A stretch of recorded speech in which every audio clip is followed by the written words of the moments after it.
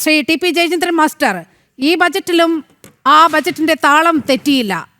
കേന്ദ്ര സർക്കാരിനെ പഴിച്ചുകൊണ്ടാണ് തുടക്കം, അവസാനിപ്പിക്കുന്നതും അങ്ങനെ തന്നെ. കഴിഞ്ഞ 10 വർഷം കൊണ്ട് 4.88 ലക്ഷം കോടിയുടെ 4,88,910 കോടി രൂപയുടെ കടബാധ്യതയിൽ എത്തി നിൽക്കുന്ന ഒരു സർക്കാരാണ് ഇപ്പോൾ തെരഞ്ഞെടുപ്പ് മുന്നിൽ കണ്ടുകൊണ്ട് ഇത്ര വലിയ പ്രഖ്യാപനങ്ങൾ ജനങ്ങൾക്ക് മുന്നിലേക്ക് വെക്കുന്നത്. അതാണ് ഉയരുന്ന വിമർശനം. എങ്ങനെയാണ് BJP ഈ ബജറ്റിനെ കാണുന്നത്?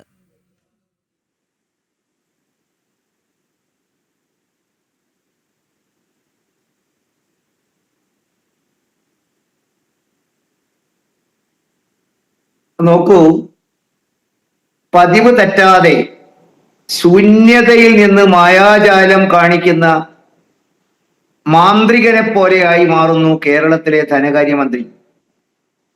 അദ്ദേഹം ഓട്ടക്കാശിന് ഗതിയില്ലാത്ത കേരള ഖജനാവും വെച്ച് ജനങ്ങൾക്ക് മധുര സ്വപ്നങ്ങൾ വാരി വിതറുകയാണ്. ഒരിക്കലും സാക്ഷാത്കരിക്കാൻ കഴിയില്ല എന്ന് അദ്ദേഹത്തിന് ഉറപ്പുള്ള ഒരു മനോഹരമായ സ്വപ്നം. കഴിഞ്ഞ 10 വർഷമായി കേരളത്തിൽ ഇടതുപക്ഷ ജനാധിപത്യ മുന്നണി അധികാരത്തിലാണ്. ഓരോ ബജറ്റിലും അവർ ഇത്തരത്തിലുള്ള മാസ്മരികമായ വാഗ്ദാനങ്ങൾ മുന്നോട്ട് വയ്ക്കും.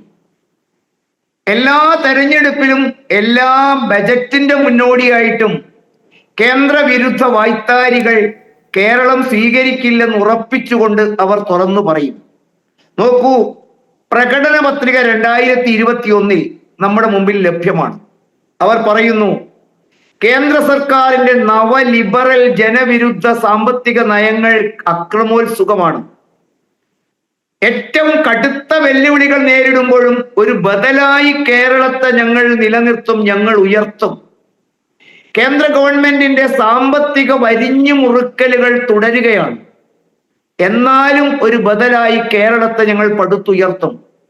ഇന്ത്യക്ക് മാത്രമല്ല, ലോകത്തിന് ബദലായൊരായിരിക്കും ഞങ്ങൾ കെട്ടിപ്പടുക്കുക എന്ന് പറഞ്ഞാൽ അതിന്റെ അർത്ഥം എന്താണ് നീലിമ?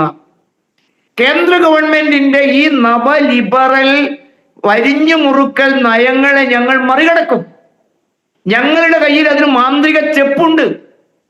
കഴിഞ്ഞ 10 വർഷമായി ഇവർ നടത്തി വന്നിരുന്ന വായ്ത്താരികളും നമ്മുടെ ജീവിത അനുഭവങ്ങളും വേറിട്ടെന്തെങ്കിലും ഈ മുന്നണി പ്രതീക്ഷിക്കാമോ?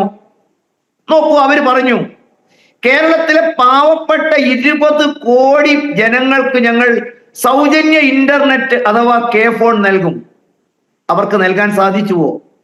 മടങ്ങി വരുന്ന എല്ലാ പ്രവാസികൾക്കും 6 മാസത്തെ സൗജന്യ ശമ്പളം ഞങ്ങൾ നൽകിയോ? എല്ലാവർക്കും ലാപ്ടോപ്പ് ഞങ്ങൾ എത്തിച്ചു നൽകും. കൊക്കോണിക്സ് ഞങ്ങൾ തുടങ്ങുന്നു, ലഭിച്ചുവോ?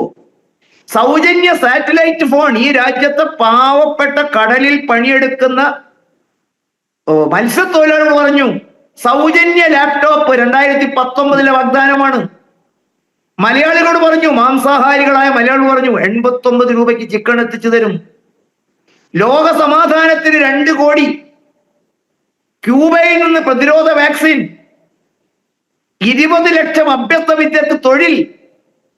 5 ലക്ഷം, അത് കൂടാതെ 15 ലക്ഷം. ഞാൻ പട്ടിക വായിക്കുന്നില്ല. റബ്ബറിന് 250. നമ്മുടെ അനുഭവം എന്താണ്? കഴിഞ്ഞ 10 വർഷക്കാലം ഈ പറഞ്ഞ ഏതെങ്കിലും വാഗ്ദാനങ്ങൾ പാലിക്കാൻ സാധിച്ചിട്ടുണ്ടോ? പകരം അവർ ആവർത്തിക്കുകയാണ് കേന്ദ്ര വിരുദ്ധത്തെ കുറിച്ച്. പാർലമെന്റിനകത്ത് കേരളത്തിൽ ഒരു MP മാധ്യമ പ്രവർത്തന രംഗത്തെല്ലാം തന്നെ നൈപുണ്യവും വെച്ച് അദ്ദേഹം അവിടെ വാതുറന്നു. ഓടിയ വഴിക്ക് കേന്ദ്ര ധനകാര്യമന്ത്രിയുടെ മുമ്പിലുള്ള വാദഗതികളില് ഓടിയ വഴിക്ക് പുല്ല് മുളച്ചിട്ടില്ല എന്ന് പറയുക മാത്രമാണോ? കണക്കുകൾ അതല്ലേ വ്യക്തമാക്കുന്നത്. UPA ഭരിച്ച 10 കൊല്ലക്കാലം കേരളത്തിന് 72,000 കോടി രൂപയായിരുന്നു മൊത്തം കിട്ടിയിരുന്നത്. അത് ഇന്ന് കഴിഞ്ഞ 10 കൊല്ലത്തേക്ക് 3,20,000. 72,000-ന്റെ 4 മടങ്ങാണ് 3,20,000. അതൊക്കെ നമുക്ക് തള്ളിക്കളയാം നീലിമ. അവസാനം കോടതിയിൽ പോയില്ലേ കേരളത്തിലെ ധനകാര്യമന്ത്രി? കേരളത്തിലെ പാവപ്പെട്ടവന്റെ പിച്ചച്ചട്ടിയിൽ നിന്നും പണമെടുത്ത് ഹൈക്കോടതിയിൽ പോയി. ഹൈക്കോടതി എന്ന് പറഞ്ഞു, ഹൈക്കോടതിക്ക് ബോധ്യമുണ്ട് ധനകാര്യ കമ്മീഷന്റെ കാലാകാലങ്ങളിലെ ശുപാർശയ്ക്കനുസരിച്ചാണ് കേന്ദ്രവും സംസ്ഥാനവും തമ്മിലുള്ള സമ്പത്ത് വീതം വെക്കുന്നത്. അതിന് കൃത്യമായ മാനദണ്ഡങ്ങളുണ്ട്.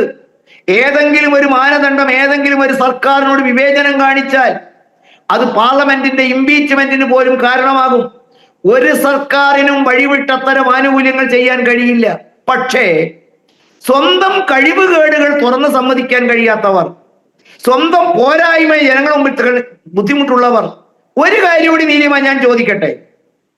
35 കൊല്ലം ഭരിച്ച ബംഗാൾ തകർന്നത് കേന്ദ്ര സഹായം ഇല്ലാഞ്ഞിട്ടായിരുന്നുവോ?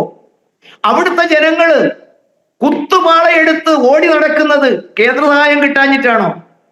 24 കൊല്ലം ഭരിച്ച ത്രിപുരയിലെ ജനങ്ങൾ പട്ടിണിപ്പാവങ്ങളും നരക ജീവിതവും നയിക്കുന്നത് കേന്ദ്ര സഹായം കിട്ടാഞ്ഞിട്ടാണോ? ലോകത്തെവിടെയാണ് നീലിമ ഈ പാർട്ടിയും ഈ ആദർശവും ഭരിച്ചിട്ട് ജനങ്ങൾക്ക് അല്പമെങ്കിലും മുന്നേറ്റം നൽകിയത്?